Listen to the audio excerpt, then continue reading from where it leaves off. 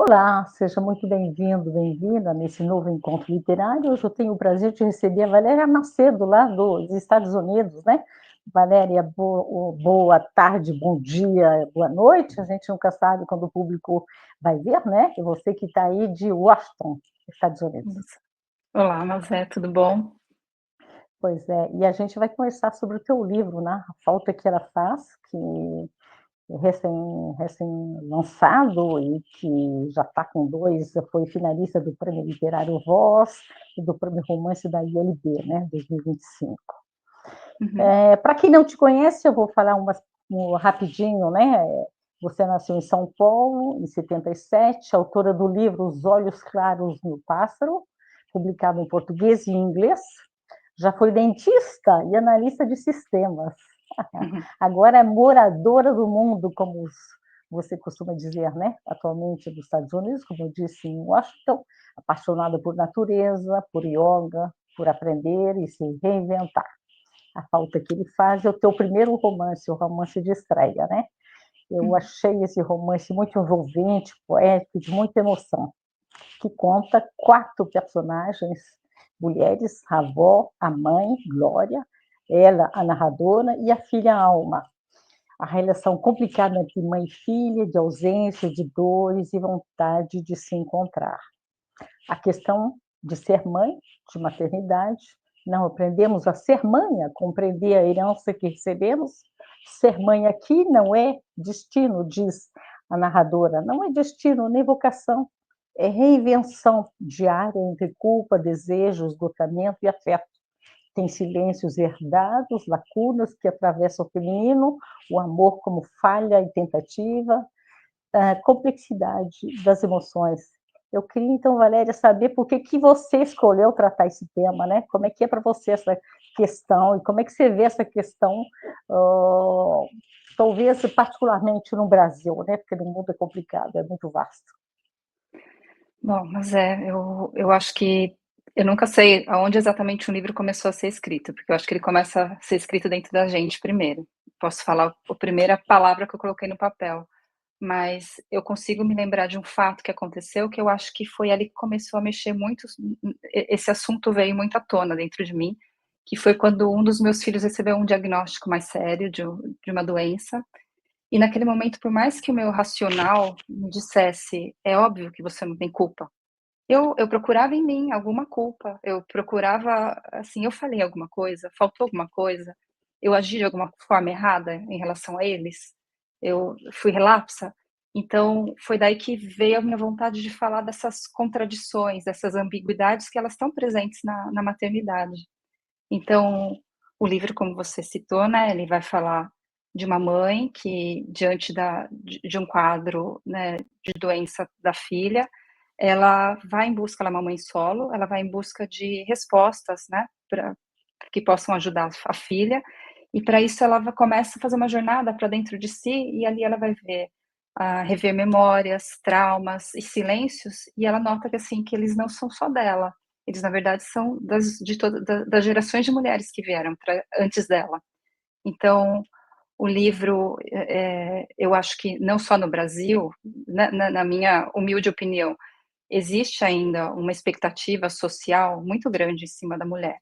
Então, que não condiz com a realidade. Então, o livro ele vai caminhar entre essa mãe idealizada e essa mãe real, essa mãe possível, entre essa vontade de ser perfeita, a expectativa social de uma mãe que faz tudo pelo filho, essa entrega total, mas também ele vai ser confrontado com uma mãe que falha, que ela é real, que ela tem seus próprios sonhos. Então, assim, eu acho que eu acho que imagino em qualquer lugar do mundo, eu gosto muito de que eu fui capaz de retratar no livro mulheres que são reais, que são mulheres cheias de camadas, são mulheres complexas, são mulheres que carregam muita herança emocional, que estão sobre essa expectativa social que não escolheram estar, mas que são sempre mulheres muito potentes. Então eu tenho esse desejo de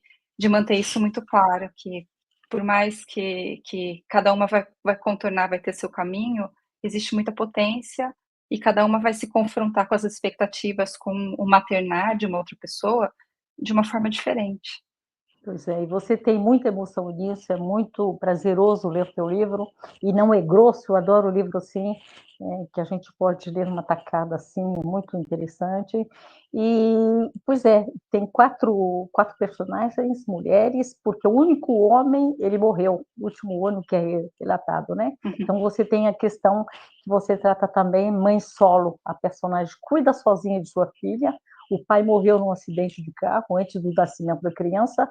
A narradora costuma dizer à filha que ele veio da floresta amazônica e que o pai dela é o boto cor-de-rosa, que se transformou em um homem belo e sedutor que a conquistou na gravidez.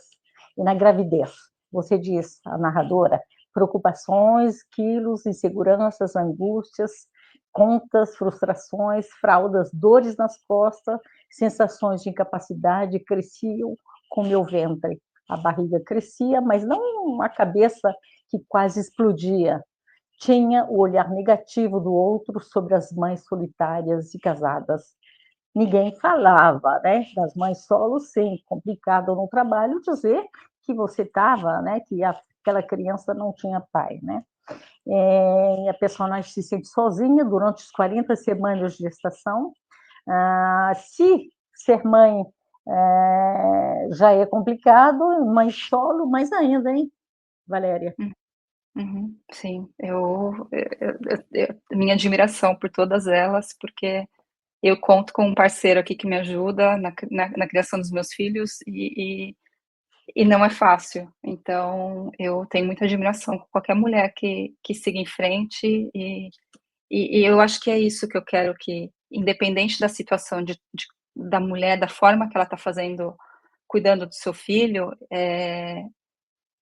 que ela entenda que ela é suficiente, que as expectativas que são colocadas sobre ela são injustas.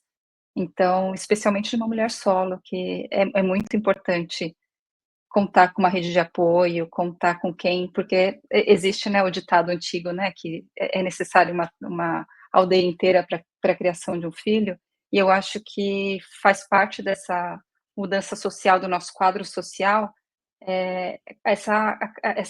esse isolamento, cada vez a gente está fazendo, e eu acho que cruza também com esses silêncios que as mulheres, porque é muito difícil você encontrar um espaço que você possa se vulnerabilizar e mostrar, porque existe uma expectativa. Fala assim, como que você vai falar que você tem uma passagem no livro, né, que fala assim: "Eu quero que meu filho vá dormir, que eu estou cansada, eu quero ter um tempo, né, que eu tenha um tempo para mim, que eu me concentre em alguma coisa que é minha, mas ao mesmo tempo a criança dorme e você vai lá cheirar, que fala assim: "Eu estou morrendo de saudades". Então são esses sentimentos contraditórios que nem sempre você encontra espaço para se vulnerabilizar, para assumir as suas contradições, as suas ambiguidades.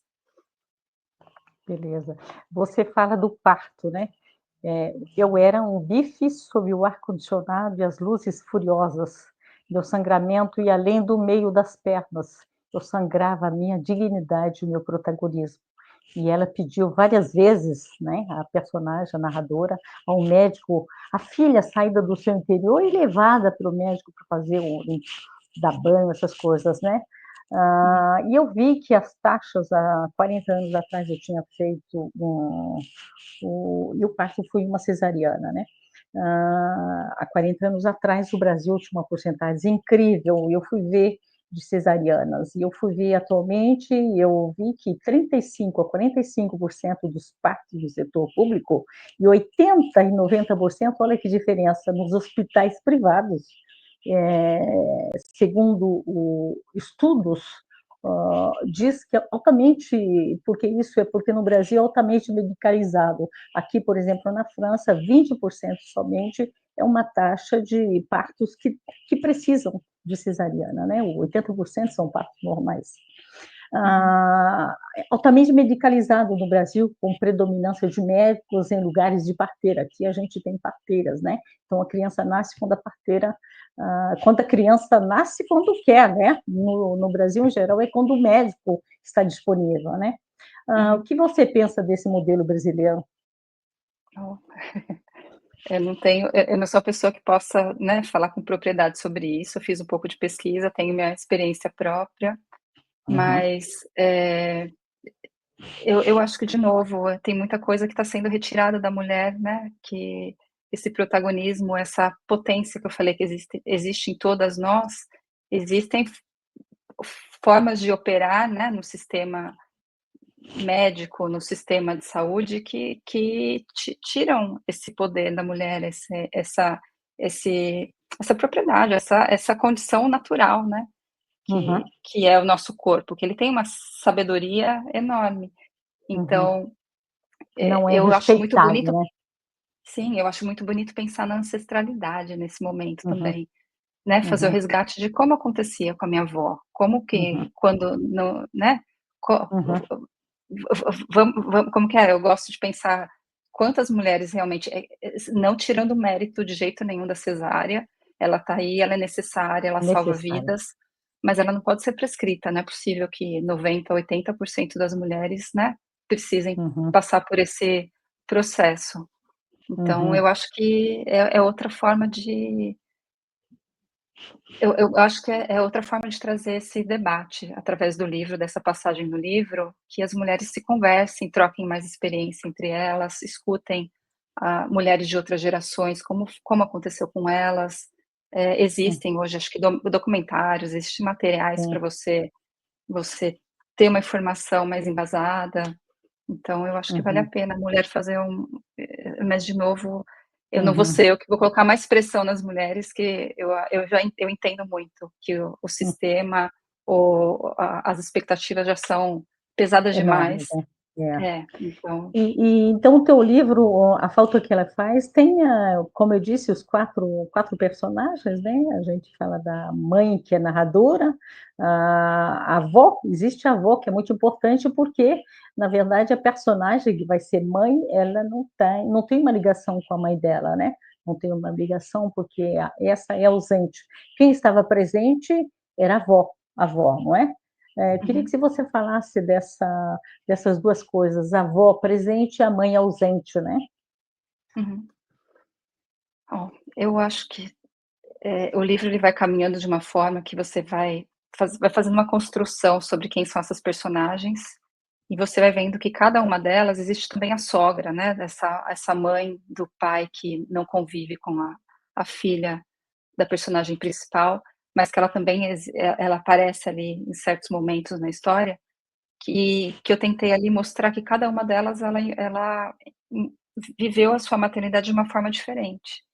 E que eu acho bonito que o caminhar do livro é que eu quero mostrar que existe uma visão, compassional para cada uma delas, porque de repente tem uma avó que se dedica totalmente, mas por mais que ela se dedique totalmente, ela também, se utiliza de repente de violência psicológica, violência física.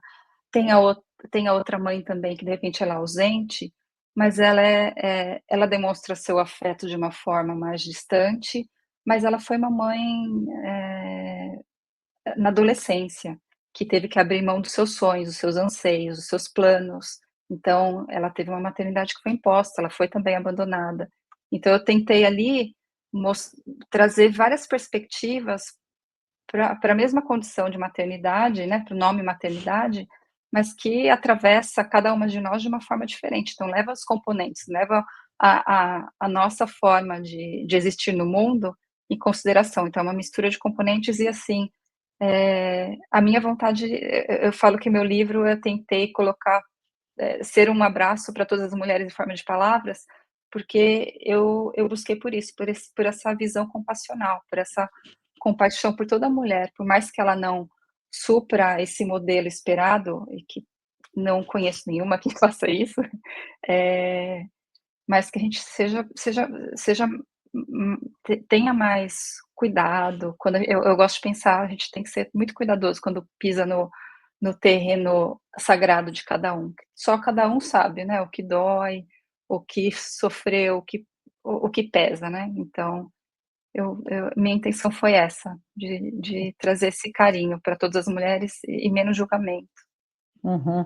E é o que você faz no final, né, você vai desvendando as relações de cada uma, porque esses sofrimentos de cada uma, né, mas no final entender a mãe, você é positiva no sentido de ir lá resgatar e de entender, né, como você disse, porque chegou lá, né. Uhum. Nem sempre é fácil, né, nem sempre é fácil ter essa boa relação, porque a gente tem heranças, né, ah, as heranças estão lá, conscientes ou inconscientes, né, como mudar isso sem a ajuda de alguém? Então a personagem foi buscar onde essa força para entender essas gerações, para que as coisas acontecessem da melhor possível, entender cada uma, como você diz, né, cada mãe, cada personagem. Eu acho que a personagem principal é quando ela tem a sua filha, quando ela se vê numa situação difícil, que ela consegue olhar para dentro dela e rever e encontrar o reflexo de todas as mulheres que passaram por ela, todas as mulheres que ela cruzou, ela consegue ver que ela carrega um pouquinho de cada uma delas. Mas existe também o momento que ela, na verdade, ela não é que vai acabar um mar de rosas o livro. Ela vai ter ali também uma atitude de autocompaixão, ela coloca um limite. Ela determina ali: "Eu até aqui eu consigo, até aqui é o preço que eu vou pagar, eu não sei se eu estou disposta". Então, existe também isso, né, não é que a gente vai, né, sacralizar né, todo mundo, mas, eh eh eu não sei, eu acho que eu tentei fazer esse movimento, eu sei que o livro, eu acho que o que é bonito dele é que ele vai se tornar um livro para cada um, então eu entendo que tem pessoas que já me escreveram e cobraram que o livro tivesse um final diferente, Hum, que mas eu entendo que existe o componente da nossa própria vida, que traz um peso diferente para uma personagem, para outra. Então, é um livro, é uma coisa viva, porque se mistura com a nossa história, né, a gente se identifica mais com uma personagem, com a outra. Então, eu fico falando da minha interpretação, mas eu quero também respeitar o que vem do leitor, que, eu já ouvi, por exemplo, homens que leram, que se tocaram muito com a uhum. história, ou teve um adolescente que me disse que falou assim: "Eu nunca olhei para minha mãe dessa forma, nunca olhei a minha mãe como sendo além de mãe, porque ela já foi uma mulher, ela já teve sonhos, ela já foi jovem e imaginou uma vida para ela, né, que pode ter sido diferente da que ela tem hoje". Então, Maravilha. É uma é obra como um filho, né, cresce e vai para o uhum, mundo, né. É. é. Muito bem, eu te aconselho a ler esse livro, né, Uhum. público que está nos ouvindo, e eu queria saber onde é que ele encontra no Brasil, é fácil? Onde na editora, nas redes, onde é que ele Então, encontra no Brasil, nos vamos Estados Unidos e aqui na Europa? é. Então, no Brasil ele está sendo editado pela editora Patuá, a edição é linda, linda, foi finalista de um prêmio, mas eu publiquei também fora do Brasil, pela Amazon, então você encontra, né, por todo o mercado, rede de vendas, né, tanto na opção física quanto no e-book. E ele está cadastrado no Kindle Unlimited, então quem tem a assinatura do Kindle, pode fazer a leitura gratuitamente. Maravilha, maravilha, Valéria, muito obrigada por essa entrevista. Sucesso aí para o livro, que eu acho que vai ter logo mais uma edição em inglês também, não? Gostaria. O outro já teve, né, esse é o segundo livro. Aham. Muito sucesso para você e para o livro, e a gente fica por aqui, na próxima até o próximo encontro. Boa noite e obrigada, Valéria, uma vez mais. Um abraço. Muito obrigada.